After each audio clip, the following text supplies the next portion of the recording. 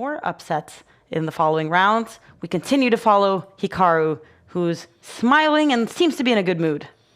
Yeah, no, he's back in his element. He's back at home in his office. You see the pineapple there. And this is where he built, a big fan base, a lot of his best wins online, Champions Chess Tour, chess.com, everything. He's comfortable here. He's playing I believe a Scottish teenager, one of their biggest talents they've ever had. Oh. So this is a young, I think he's maybe 13, 14 years old. See that blitz rating around 2,900. Certainly no pushover. These are the types of players that are here for upsets. This is, they grew up even watching Hikaru, which is,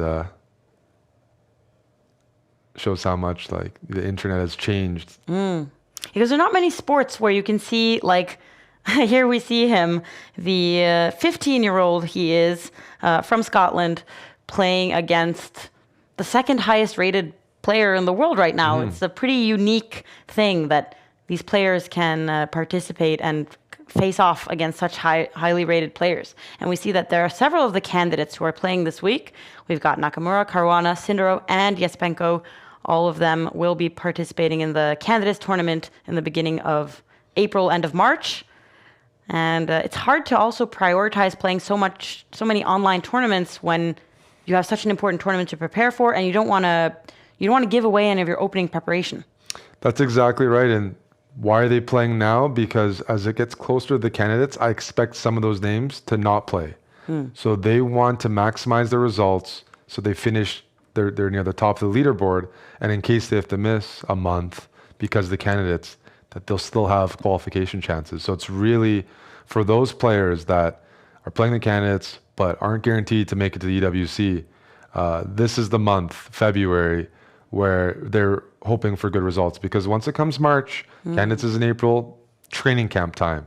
Oftentimes they'll go with their team, rent out a house, just do chess all day and try to change their mentality and get ready for the candidates. And February, not quite, but expect March. Some of those names might end up having to decide, it's today, are we working on novelties or am I trying to win Titled Tuesday? And it's going to be interesting because this could be like the final chance that Hikaru has to participate in the candidates qualify for the World Championship match, which he hasn't done so far in his career. And he's made it very clear that that's the big dream he has in chess. It is. I think it's most players' dream, and Hikaru does realistically recognize that it's one of his last opportunities, most likely. And so why not maximize it? Position we have here in front of us, Black's bishops are, quite active, as long as that, light squared bishop doesn't get trapped. And that's what the calculation is right now. Is that bishop stuck? Doesn't look like it. You can move it back. But all of a sudden, it's a pretty open position. Here comes the bishop, tickling the queen from behind. White has that passed pawn in the middle. Black has the c-file. Pretty competitive start so far. Yeah, and the computer's evaluation is saying that the Scottish teenager is slightly better. And Hikaru is struggling to find a place for his queen. He looks a little bit skeptical. Yeah, the queen is a bit misplaced on the edge of the board, and that pawn, that passed pawn White has, is only supported by that bishop, that fianchettoed bishop. So look at Black's position. The knight and the rook are both attacking d5, and it's hard for White to defend because the queen is boxed out, and the rooks can't slide over to defend the pawn from behind because that bishop is covering the square. Ooh. And is he losing the pawn? Losing the pawn potentially, but at the same time, Black's e-pawn, that center pawn, is also loose. Oh. So the thing is, if everything gets traded off, I win a pawn, you win a pawn, Black's still doing okay because Hikaru's queen is on the edge of the board. Oh, but Hikaru doesn't take the pawn immediately. And we can see that Waldhausen, he is taking this game very seriously in the way that he's like holding his head in his hands and he's leaning forwards. Hikaru, we have look the at his forehead face. cam. Yeah. Hikaru's not really saying much either. That usually a sign that he feels like the position is requiring a lot of concentration from him. Of course, I missed that too. So of course I missed that too. No, we're seeing some loose pawns here, Hikaru. It's definitely I don't think he's in big trouble yet, but I don't see an advantage here. Black's position looks very active. See that queen in the middle of the board. We see this pawn that Black has some pressure on.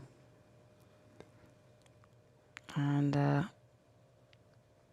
Hikaru really needs to bring the queen back in the game. So at some point, he has to decide, oh, he's played it. I'm not going to keep defending that pawn over here on the queen side.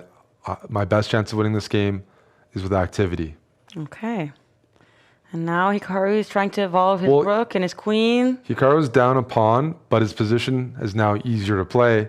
Really active pieces, control over a file. Queen is back in the game.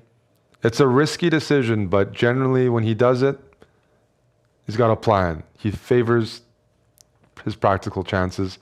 I like this move, pushing the H pawn. You just want to push it down the board, and sometimes you can use that pawn, coordinate with your queen, and generate some checkmating ideas. Hikaru's shaking his head a lot. He seems unhappy. If I go rook d7, now there's b4, some nonsense. Some nonsense. Yeah, Hikaru is making some mistakes here. What he just said is correct. The thing for Black here, the bishop wants to join the game.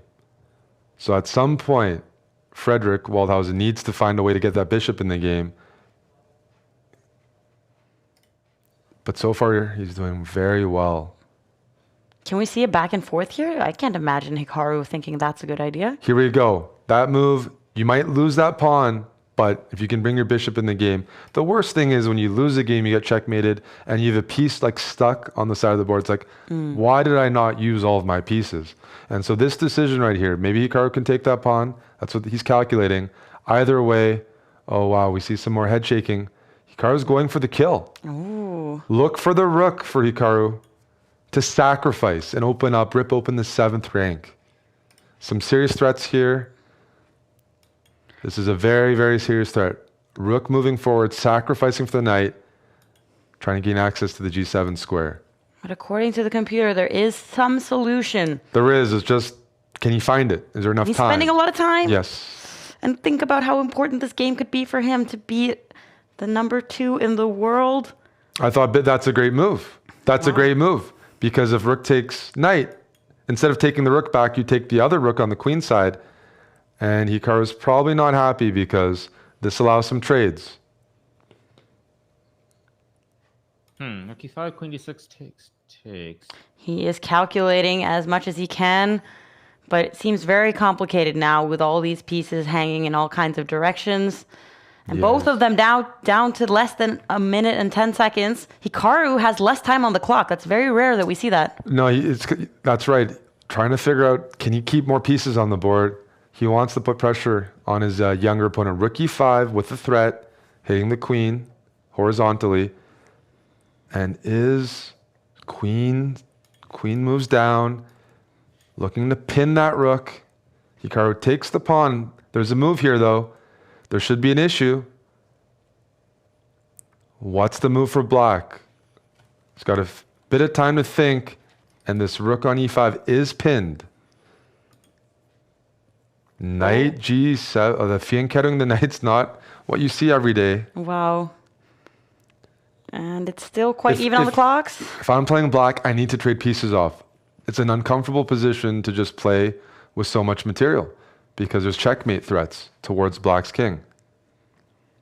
And does chase Hikaru's queen back with both his knight and his rook. Where's that queen going to go now? Hikaru sacrificed, but now all of a sudden we see a big threat coming in, a big fork. Wait, what is that? What is going on?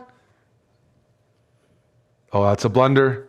That's just a blunder. Discover check, picks up the queen. And his opponent resigns. We all warm up and get into it. But another very, very poor game.